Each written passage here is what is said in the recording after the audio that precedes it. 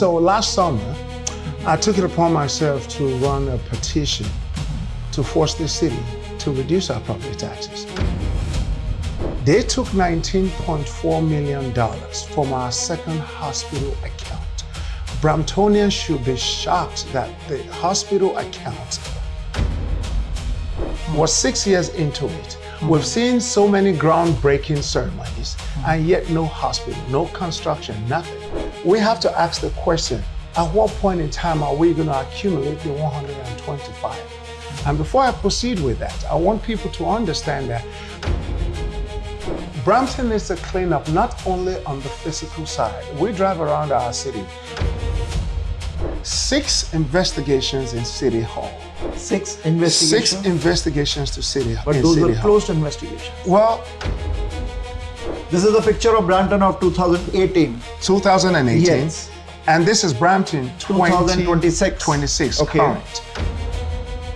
And we can see the construction, infrastructure development in Vaughan. How authentic these pictures are that 370 million reasons to vote for. To vote for me, yes. Okay, tell us what are the waste, how to stop the waste. Well, they have to show us though. Okay. Because we're not seeing it. We can go through council by council and those who have embarked on foreign trips, and based on the number and the cost to taxpayers, what has been the dividend to our city? You know, it is time to start asking some serious questions. If you're going to spend taxpayers' money overseas, this election is very critical for the survival and soul of our city.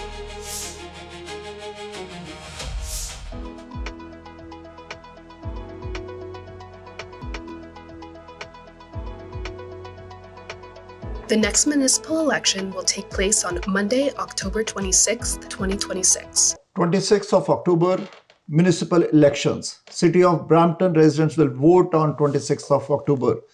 We have Idris Urugu, who is a candidate from Ward 1 and 5. Let's talk to him about the issues Brampton have. Idris, welcome to the show.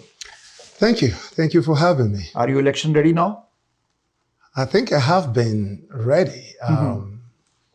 I am, in a short sentence. So start with, if you can introduce yourself, who Idris is, because in the past we had seen you ran before also, and you did a lot of door knockings. You raised so many valid concerns in the past for City of Brampton. You also brought a motion.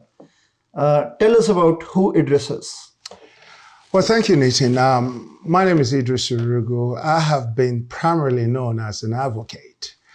For my work with the Peel District School Board and some municipal issues. You're right, I ran last municipal election where I placed second.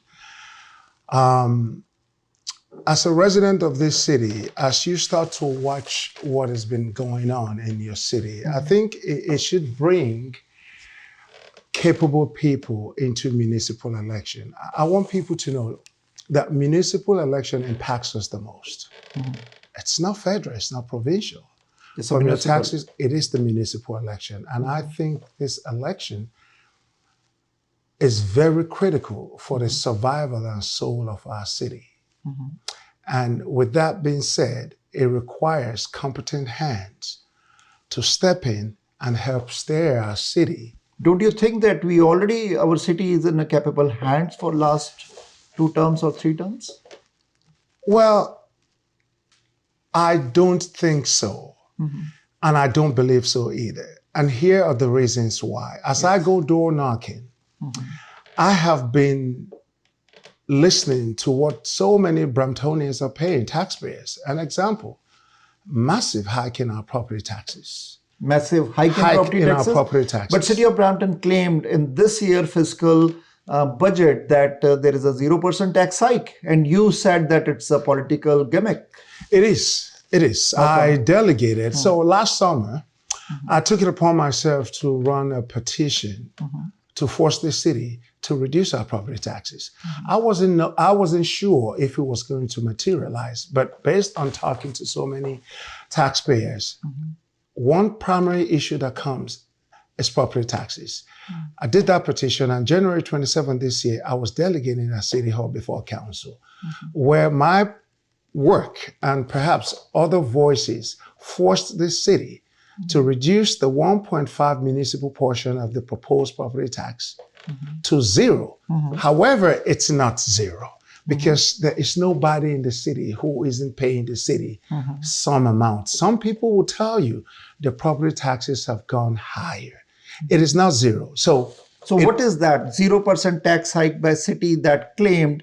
But we also know that many people said, is that a real maths or is that a smart maths or an illusion? There is an additional 1% levy on the hospital. There is a region, there is a region portion, 3.36% and 7.8% utilities increase in the regional. Total projected hike is 4.36%. Yes, and that's what we're paying and perhaps more. And here's the reason why. The math isn't adding up. Math doesn't lie. 2 plus 2 is 4. Here's what they did.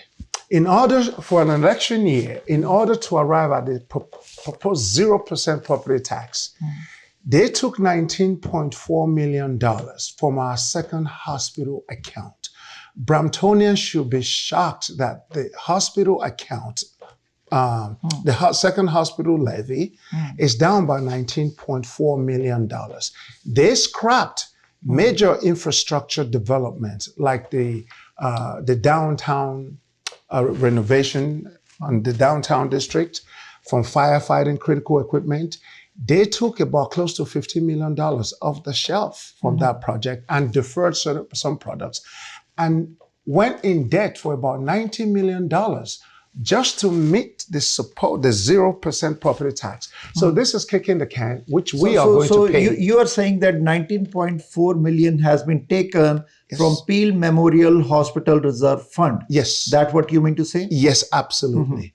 It was in the, anyone who is interested can go look at. And then you are raising a question, where is the hospital? And there's no hospital. Second hospital? No, I don't think we'll be getting a second hospital now. One, we don't have. But that's a hospital is a provincial issue. Right? Well, so let's talk about the hospital. Please. Before council came into office, they knew about how critical our healthcare system is.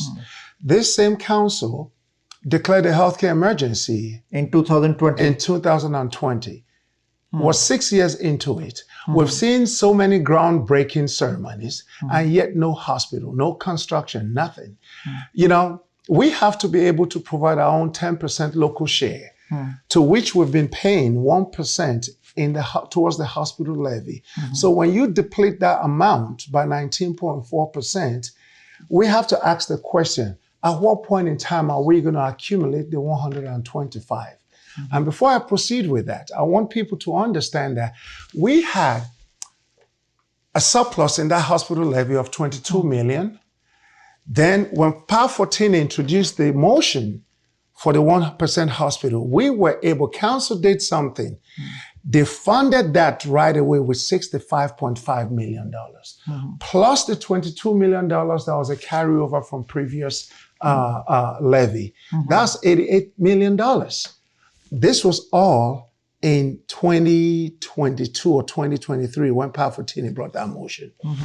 Today, before they took $19.4 million, we were at about $19 million. So is that the reason, because the loans were taken from all these proposed projects and the projects got delayed to 2028-29? Because we have some figures that 4 million loan taken from Downtown Reimagined project. Yes. 800,000 loan taken from Clark Transit Facility. Correct. And then 600,000 from sidewalk repairs. The result is project delays. That project delayed. And project delayed, it's more cost. Okay. It's as simple. It's within project management. But the hospital, the question you are raising, that comes under province. MPP have to answer those. Why city have to answer for those? Well, because when you declare a healthcare emergency in 2020, you don't sit and do nothing. The job of our elected officers is to advocate fiercely. You've been in the media. How many times have you seen the city call a conference regarding our second hospital? That's them not taking action. Remember, every municipalities are fighting for funds, limited funds from the province. So if you don't advocate fiercely, you're not going to get those funds. And our council, I put it today, have never taken this as seriously as it should be. And as a result of that, We've seen multiple provincial budgets without designated healthcare funding, no line item, there was no time telling us when hospital will start, when the project will finish. So till today, Bramptonians don't have a second hospital, and we don't have the local fund. What is the population of Brampton as of today? Because in last census, 2021, it was projected to be a 600,000 plus. Now, 1 million they are predicting, but is Brampton population underreported? I believe council have said this, that our population is severely underreported, but it's in the hands of council to make that case. Case to the Stats Canada? To make the case to Stats Canada, to make the case to provincial government. But and they might have done this case. You know, when you represent people, we need to see you forcefully advocate for these things, but we're not seeing that. You know, I asked a question before. When was the last time you saw a conference being called on the lack of a second hospital or the slow pace for having a second hospital? Just before the elections. Were there any issues regarding our second hospital? Was there? When the provincial elections come, before that you will see the announcement, funding, and for the second hospital. We don't know when we'll get the hospital, but we got your point.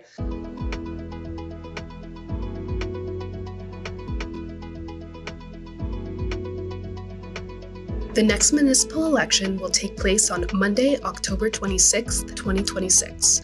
Your campaign says cleanupbrampton.com. Correct. Why you think that Brampton need a cleanup?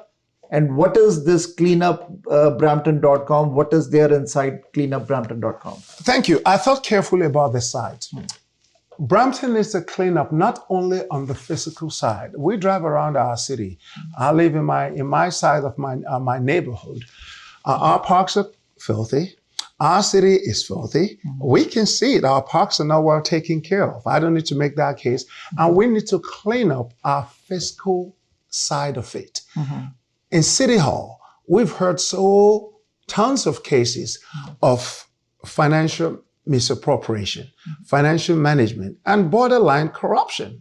I'm not the one making it. Corruption. Absolutely. In City of Brampton. Well, do you have documents, proof of those? Well, let's go to some of the things we have read in the media. And this wasn't done by me. The Pointer. Okay, what are the things here? So the Pointer has done an amazing job in covering City Hall.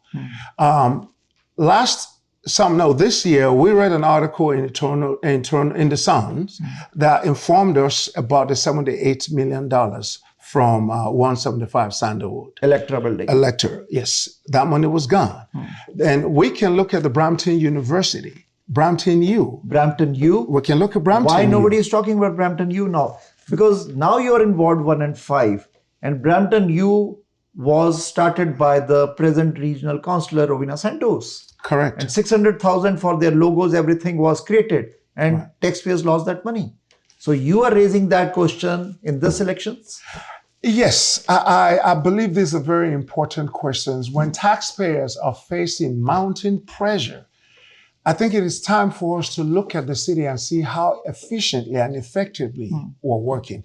When there are these concerns, we must address them and arrive at a conclusion. There are currently 6 investigations in City Hall. 6 investigations? 6 investigations to City Hall. But those were closed investigations. Well, they may have been closed by council. Doesn't mean it was right. We need to get the results of those investigations. Can you mention which are those 6? Well, so we know one was Brampton U. There's Brampton U. The forensic audit was shut down by the council. The forensic audit. There's the one to do with the hiring. All of this, and recently, I believe in March of this year, the ombudsman and her ombudsman sent a letter to City Hall advising them to reopen those 6 investigations. I'm not making these allegations. All of these are open for taxpayers to find out. So this is in the city until we have final results on these investigations. That cloud is going to be hanging on our elected officials. What was the answer of the ombudsman then? He advised the city to reopen the 6 investigations. So not until we get results, clarity on what happened, who is responsible for what. But council declined that. What are they hiding? What are they hiding? This is the question. If you're coming to investigate me, Nathan, and I have nothing to be afraid of, I will allow the investigation to go on and not shut the investigation on false pretext. So you are raising a question, what to hide? You are raising a question to complete counsel, what to hide? Why don't you open those investigations? Yes, I am doing that. And I want people to know that the reason why this is important is for the survival and of our city. Once there are allegations, there must be investigations to put those allegations to rest. Okay. And I will say this. The person I'm running against is the chair of budget. Paul Vicente? Yes, he is the chair for budget, and he is the chair for public works and engineering. And the areas that are of concern to most Bramptonians fall in the area of budget, procurement, and public works and engineering, endless construction. So he is doing a good job, Paul Vicente, don't you think? I think the taxpayers will tell you otherwise. Okay. As you go door to door and speak to taxpayers about the mounting pressure and property taxes, the question is why? On the property taxes, we see that you have a big flyer in front of you. Yeah. You have compared the city of Brampton, city of Mississauga, city of Vaughan. Yes. Can you show us what is this flyer is all about? So this is part of my campaign prop. Okay. What it does, it depicts Brampton Okay. in 2018 when the new council came into power. This is a picture of Brampton of 2018. 2018. Yes. And this is Brampton 2026. 26 Okay. current. As you see these two pictures, there isn't much of a difference at all. There's 2-3 buildings and 2-3 buildings Well, you can see the full landscape here in 8 years. in 8 years. Then on this side Vaughan. is Vaughan. And we can see the construction, infrastructure development in Vaughan. This allows taxpayers to see. And I want to add something to this, why it is important for How taxpayers to see. authentic these pictures are that Vaughan in 2018 had 10 buildings. Now they have more than 30-40 buildings, high rise.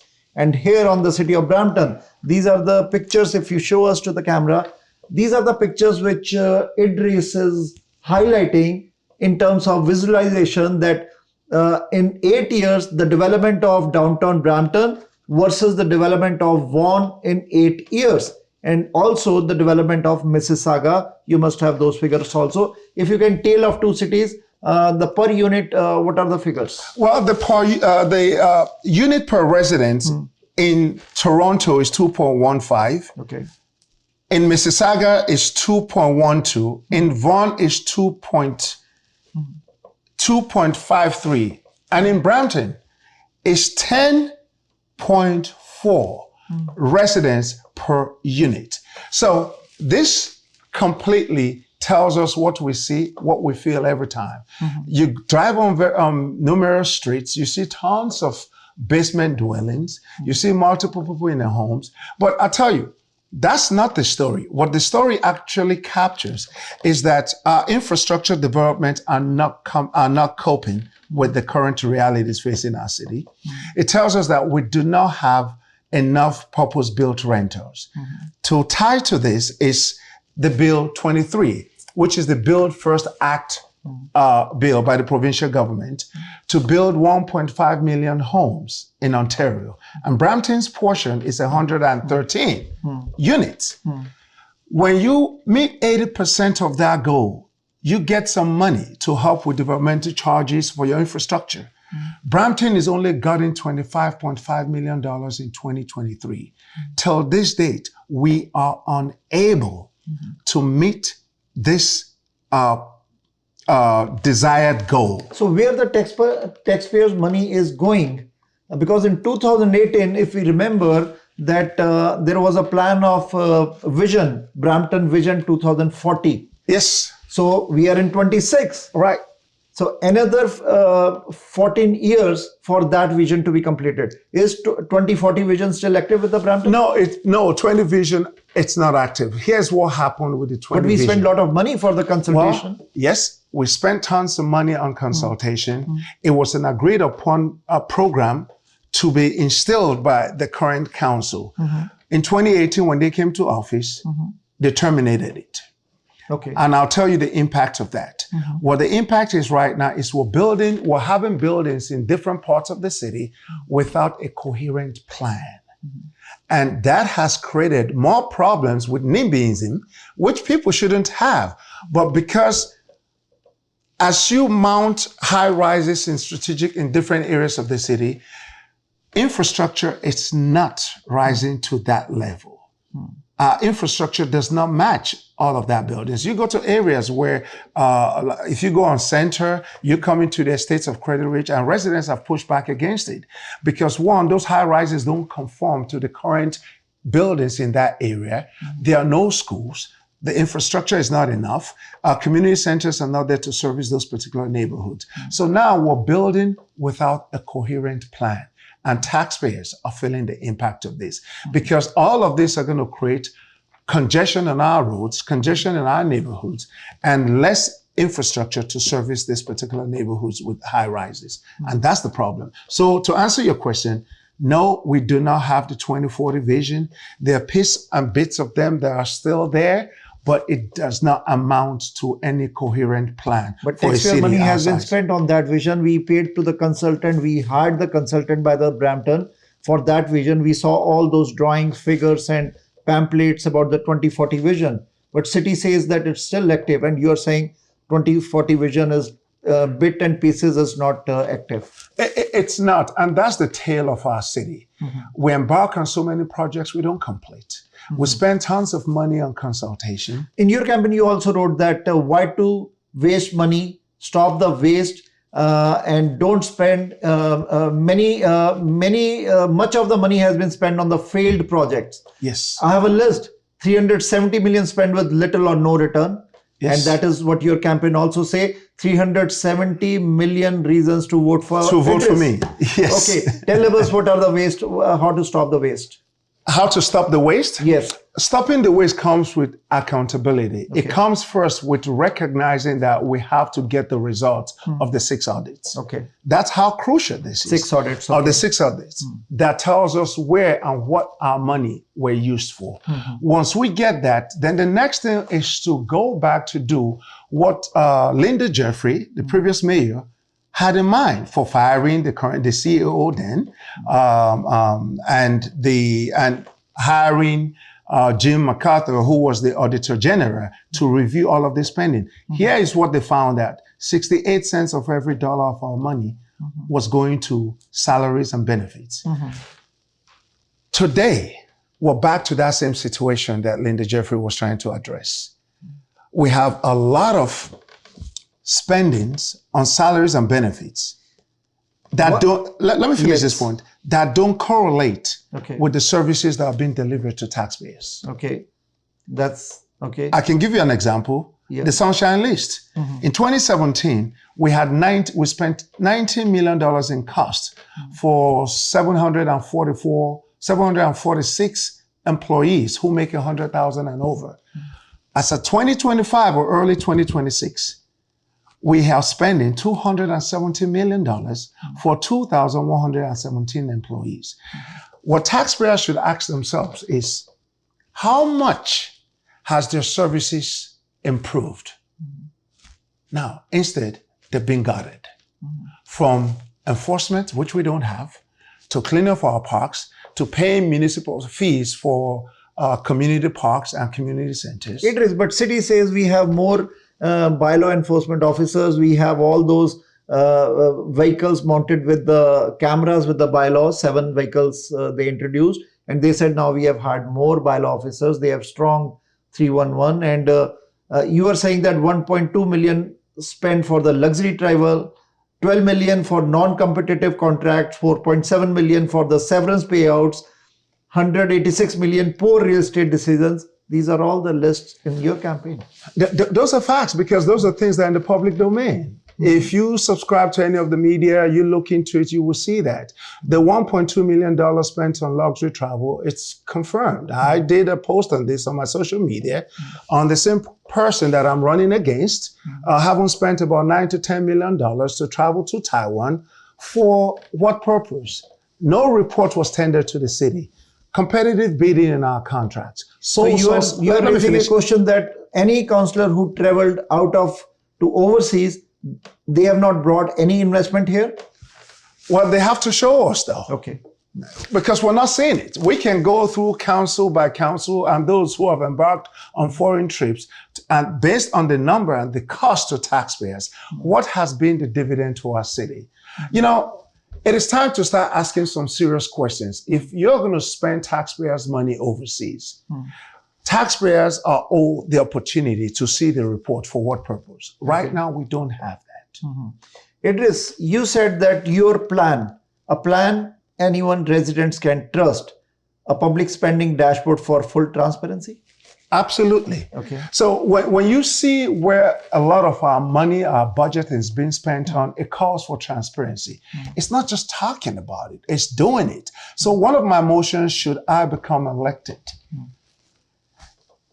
is to push for a public dashboard spending. Okay. Where every taxpayer, irrespective of what they want to do, if they want to look into it, they can see what money is being spent for what purpose. So city says we have FOI, put an application, get information what we spend under FOI.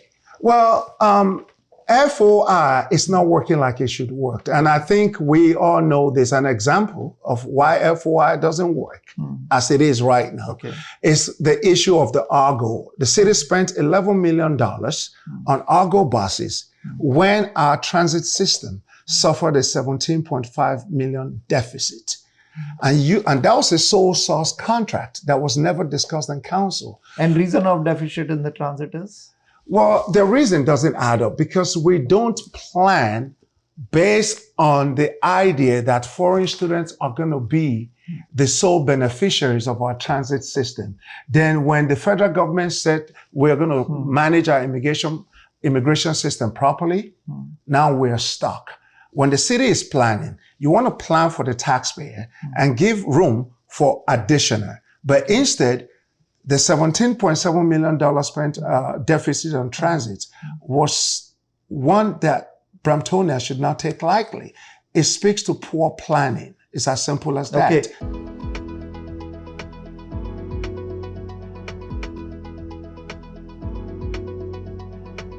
The next municipal election will take place on Monday, October 26th, 2026. Your plan number 2 is that clear published city timelines for all public repairs. Yes. So because you see that there are delays in the project, and delays are because the loans taken from those projects, and you said you will bring the published city timelines.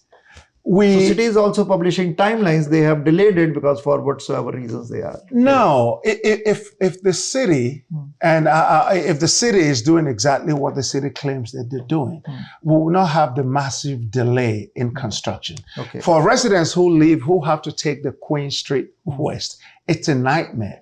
5-year construction, it's not acceptable. Williams Parkway, haven't spent $14 million in removing the trees and pausing that project, then restarting that project. We're looking at about 10 to 11 year construction. And I'll give you an example. The Gardner rehabilitation, it's a more complex project that was done in 18 months. Taxpayers will tell you, this is some of the things that I've been told as I go door knocking. And many times I've witnessed this myself as I drive down on Queen or Williams Parkway. People seldomly see construction workers. Resources are not there to finish the job on time and on budget. We asked this question to the Councillor Pat Fortney also, the why there are delays in these projects and construction workers. 7 days they are not working. 5 days even they are not working, and in the weekday they work very few hours. And the loans are taken from those projects. That's why there is a delay. But your plan is that boots on the ground bylaw enforcement, that is also under your plan. You think that there are not enough bylaw officers? We don't have enough bylaw officers. So I'll give you the breakdown of bylaw, and I'll let you know why bylaw, enforcement of our bylaw is critical for our own development and making other city and other potential investors want to come to Brampton. Build and they shall come. We have to keep our city clean. Currently, our bylaws are not working. Okay. It's not that we don't have the bylaws. We do have duplicity in the form of the RRL. To me, hiring 30 people to take care of 30,000 of basement or unregulated units doesn't make sense.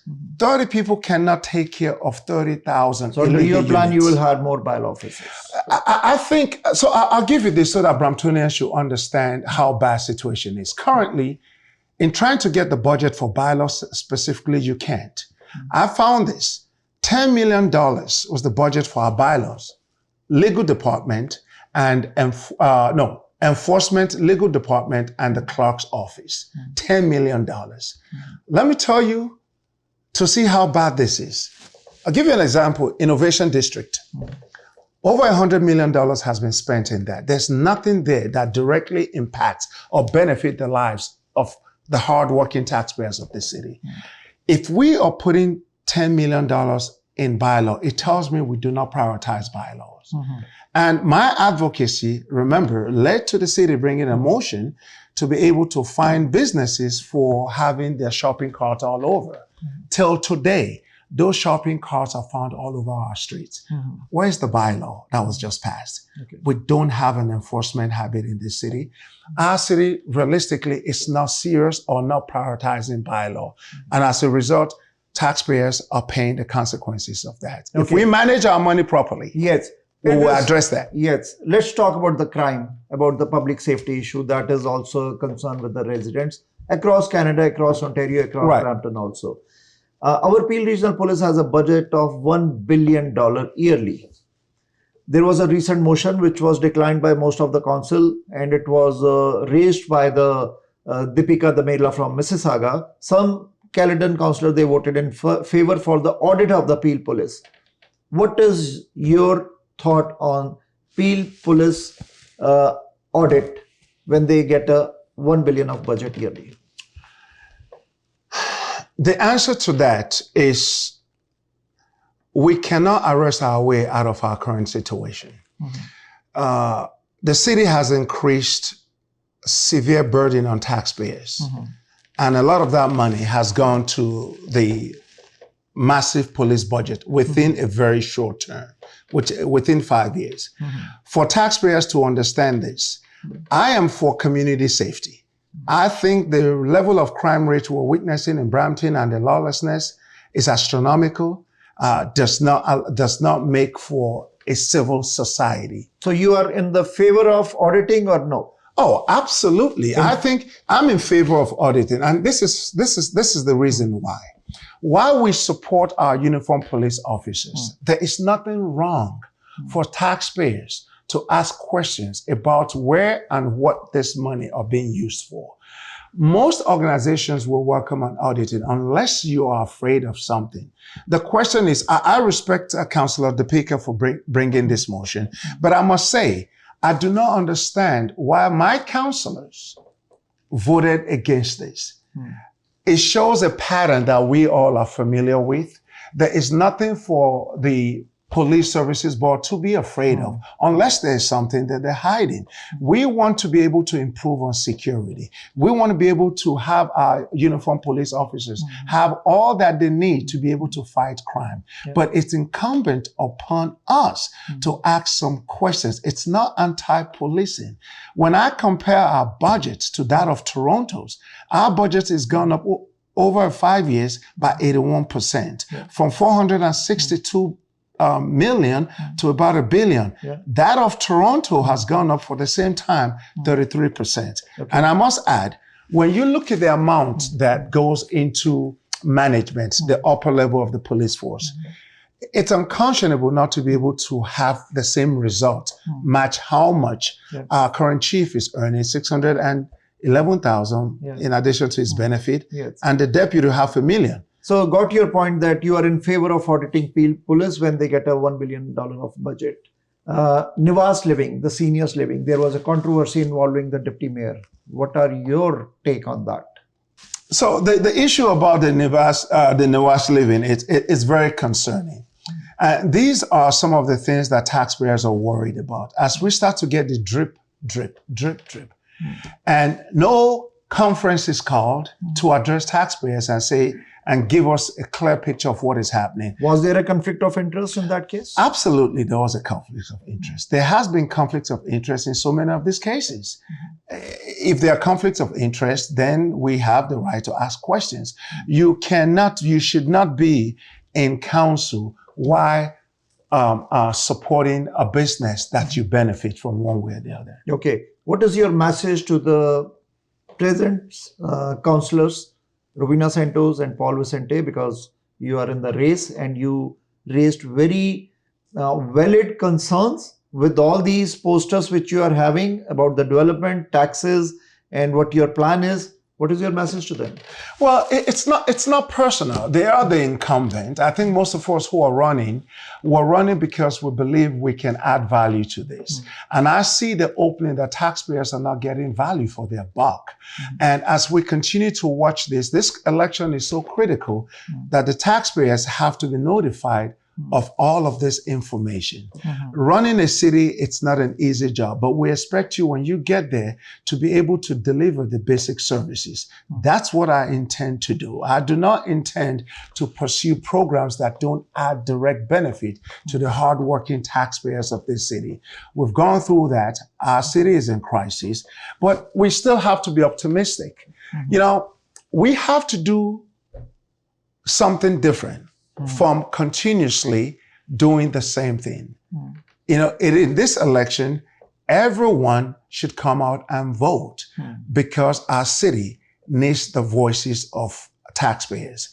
Everyone is feeling this. Like I said, it's not personal. And I talked about the councillor I'm running against because he has a critical role to play in the crisis we're facing. As the chair for budget, and the chair for Public Works and Engineering, these are critical departments that have issues. But together, the taxpayers of this city will make that determination. I got it. Is Brampton under debt? By end of 2026, how much debt will be there on Brampton? So far, from what I have seen, we're looking at $390 million. Hang on. That's excluding. The taxpayers of this city have paid cumulatively $1.5 billion towards infrastructure development. So 390 million, you said approximately, will be the debt on city by the end of 2026.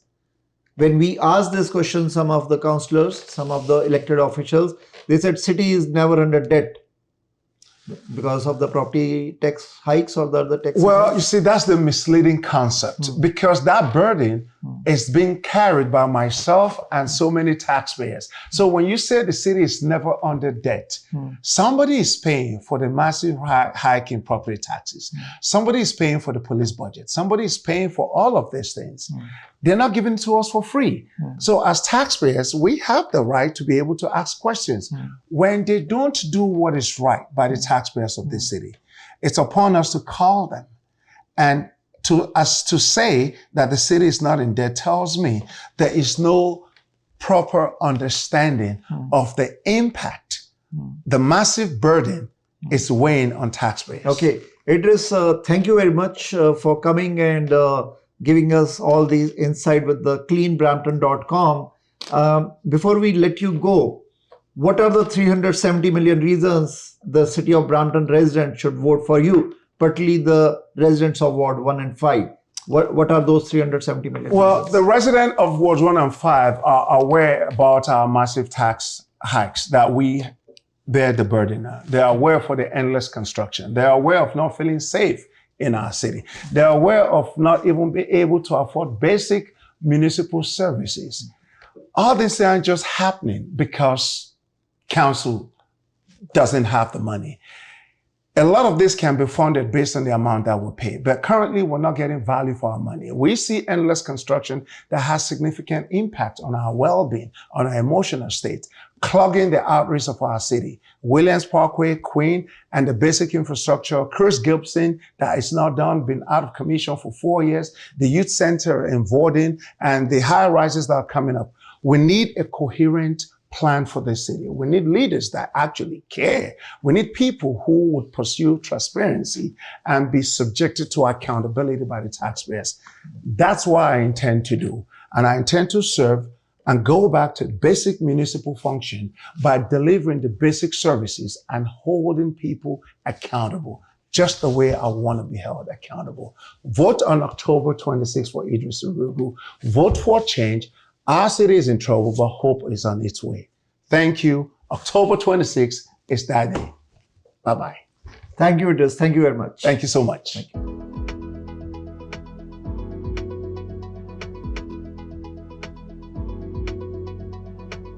The next municipal election will take place on Monday, October 26th, 2026.